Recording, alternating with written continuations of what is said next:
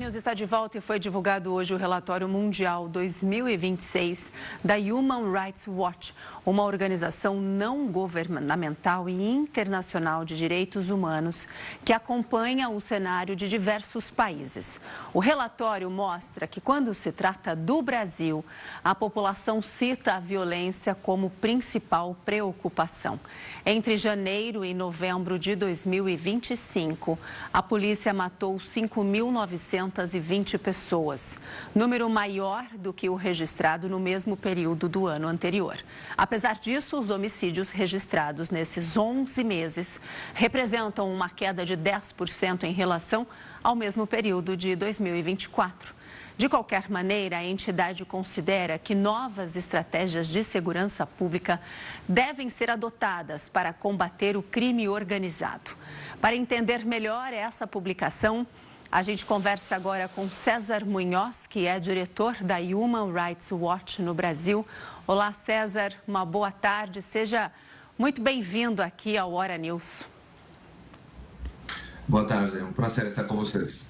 Que ótimo. Vamos falar sobre esses números. Antes, eu gostaria que o senhor comentasse sobre este número que eu acabei de falar aqui, para quem acompanha o Hora News, que a polícia matou 5.920 pessoas nesse período de 11 meses. E mesmo assim, tem esse registro de uma queda na taxa de homicídios de 10%. Gostaria que, antes da gente começar a falar sobre as políticas públicas, o combate ao crime organizado, que o senhor comentasse esse número para a gente, por favor.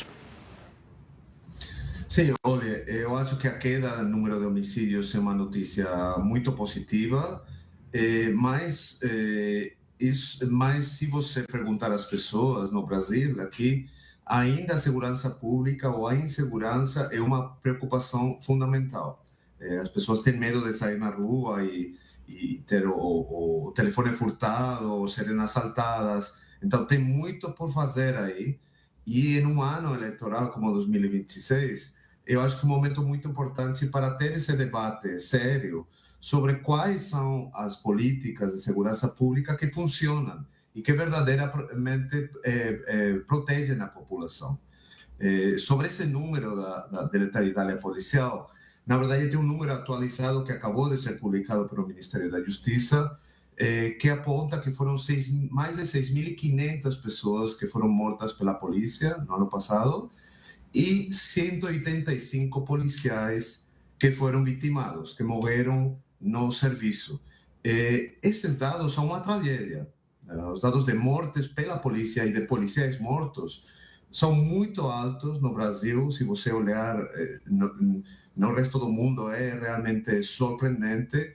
E mostram que ainda temos uma tendência a uma segurança pública baseada no confronto, que é um perigo para os policiais, um perigo para as comunidades, e não é efetiva, porque, ao final, quando você tem operações enormes nas comunidades contra grupos criminosos, a polícia no dia seguinte não está lá. No dia seguinte tem a mesma facção está controlando o território. Então precisamos novas políticas de segurança pública que verdadeiramente desmantelem os grupos criminosos e ofereçam segurança às pessoas.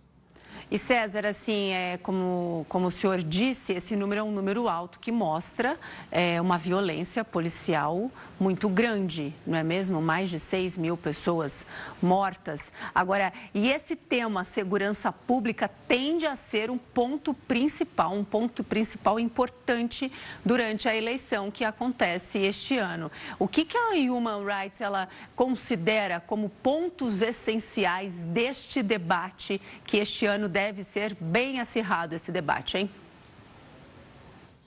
Sim, eu acho que é uma preocupação principal das pessoas. Então tem que ser debatido. Precisamos de soluções reais para dar segurança a todos os brasileiros, sem importar o bairro onde eles moram ou a raça. Todos merecem têm o direito de sair na rua sem medo, né? E para isso você tem que confiar na polícia, o que não acontece neste momento. Infelizmente, as pesquisas mostram que mais da metade dos brasileiros não confiam na polícia. E é porque eles veem essas imagens de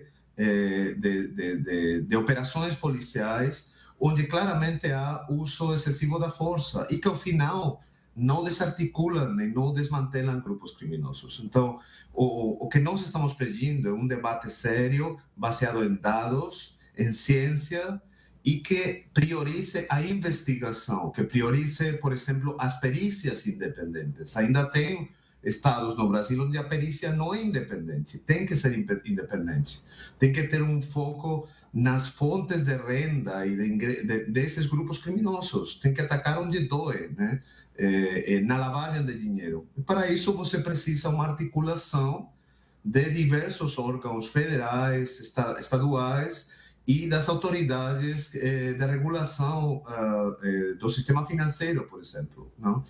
Para você ter essa atuação coordenada que realmente ataque e golpeie esses grupos criminosos, né?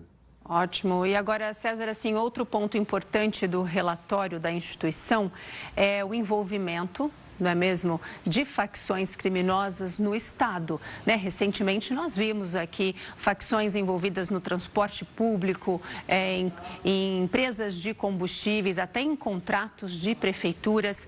Por que isso acontece? De que maneira essas facções, o crime organizado, consegue se infiltrar no Estado? Sim. Olha, no Brasil vimos nos últimos anos uma expansão das facções, né? Facções que estavam talvez mais limitadas a áreas menores, algum estado, agora têm uma presença nacional. Vimos, por exemplo, uma maior presença de grupos criminosos na Amazônia, envolvimento em garimpo ilegal na Amazônia, presença no Peru, Paraguai, em Bolívia. Então, uma grande expansão. E para fazer isso, você precisa a corrupção.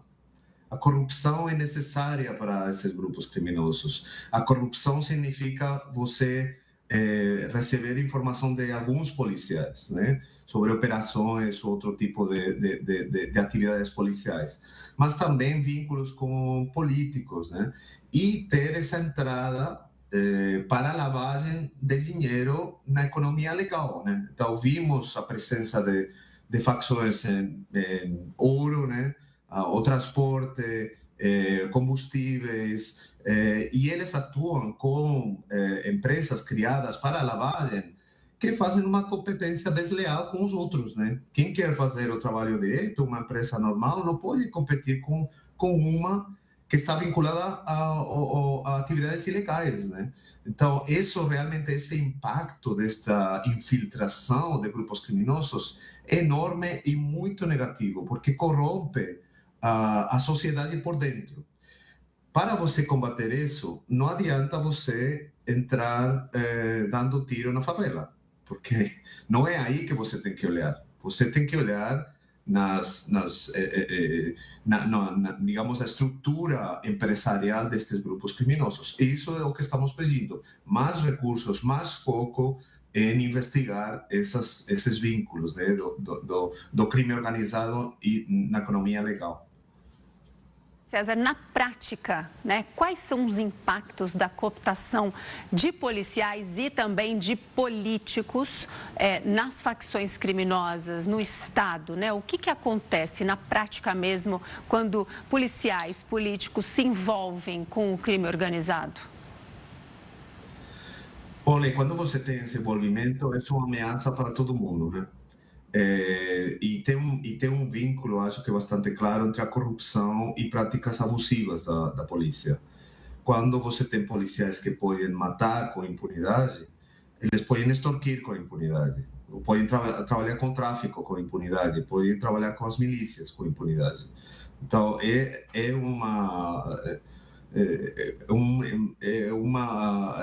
um acúmulo de ilegalidades que é muito negativo. E quando você tem policiais abusivos, isso tem um impacto claro nos colegas deles. Eu fiz pesquisa entrevistando policiais no Rio de Janeiro. E eles me falavam isso, né? Quando meu colega é abusivo, quando usa a força de forma ilegal, fico numa posição horrorosa, porque o policial que quer fazer as coisas direitas deveria denunciar o colega. Mas isso não acontece porque eles ficam com medo, né? Então, isso também acontece com a corrupção. é muito difícil um policial denunciar o colega, né?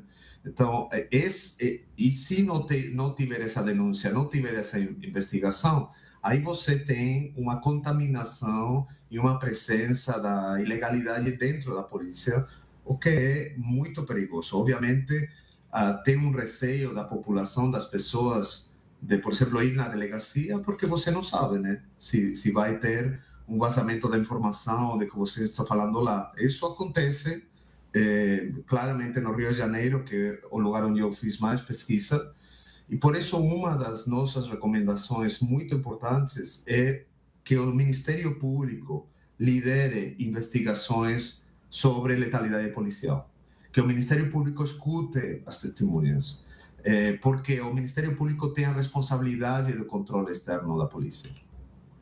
Ótimo. E César, assim, recentemente nós vimos aí, não é mesmo, esquemas de fraude em prefeituras, do crime organizado tentando se infiltrar. Agora, assim, essa cooptação é mais fácil? Eles começam primeiro com políticos locais, regionais, vamos dizer assim, depois eles vão tentando atingir os federais. É assim que começa essas negociações, vamos dizer assim?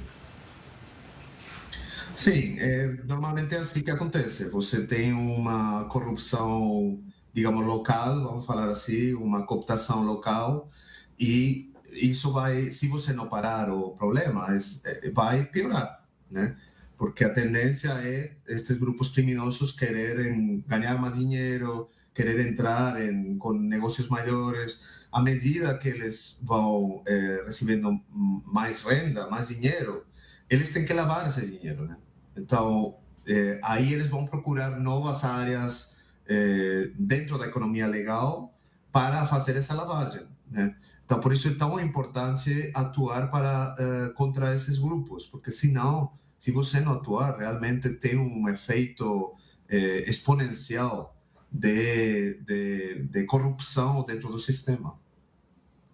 E César, só para a gente encerrar aqui a nossa conversa, como que as pessoas, né, a população pode checar para saber, né, um ano de eleição, como nós dissemos aqui há pouco, que o tema segurança pública vai ser um tema de muita relevância e daqui a pouco... César, só um minuto, eu já volto a falar com o senhor, porque a gente agora vai falar sobre o que está... Tem uma coletiva do senador Renan, é isso? Nós vamos direto?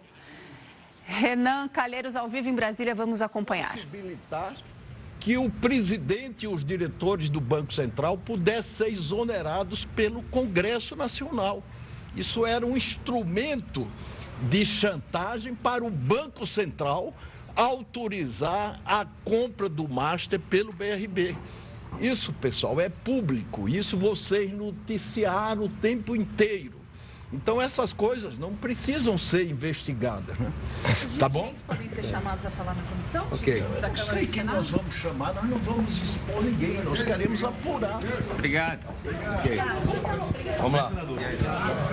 Nós acompanhamos só um trechinho da coletiva aí do senador Renan Calheiros, que teve um encontro com o Galípolo do Banco Central, e daqui a pouco você tem mais informações aqui na Record News sobre como foi essa conversa e também o que ele disse na coletiva. A gente volta a falar com o César, da instituição Human Rights. César, desculpa, é que o senador começou a falar e a gente correu para Brasília. É assim, ao vivo é desse jeito, mas só para a gente encerrar o nosso bate-papo, como que as pessoas, não é mesmo assim, elas podem buscar o relatório da Human Rights para entender melhor todo esse trabalho de pesquisa que vocês fizeram sobre segurança pública, para elas se certificarem de tudo que vai acontecer? Como nós dissemos há pouco, segurança pública é um tema importante que tem de ser a principal pauta da eleição 2026.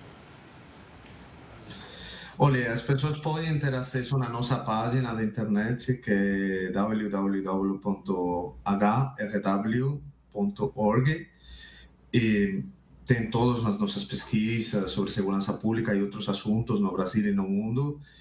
Mas eu pediria também, recomendaria que as pessoas prestem atenção as promessas dos candidatos, né? E pensem, realmente, primeiro, eu acho que os candidatos têm que apresentar propostas reais e concretas de como melhorar a segurança das pessoas, né? E essas propostas baseadas em dados, em ciência, em pesquisa, algo que funcione, né? Não só repetir o mesmo de sempre que não está dando certo. Então, eu acho que as pessoas têm que prestar atenção e pedir essas informações dos candidatos, que têm a obrigação de responder às necessidades da população. E não é uma questão ideológica, porque os direitos humanos não têm ideologia, não é de esquerda ou direita. Acho que qualquer candidato tem que dar essa resposta para as pessoas. Porque a segurança pública, como o senhor disse logo no início da nossa conversa, é um ponto importante. Todos os brasileiros, infelizmente, sentem essa insegurança pública e sentem essa insegurança ao sair na rua e segurar o celular na mão. César Munhoz, muitíssimo obrigada por todas as informações. Uma ótima tarde para o senhor, viu?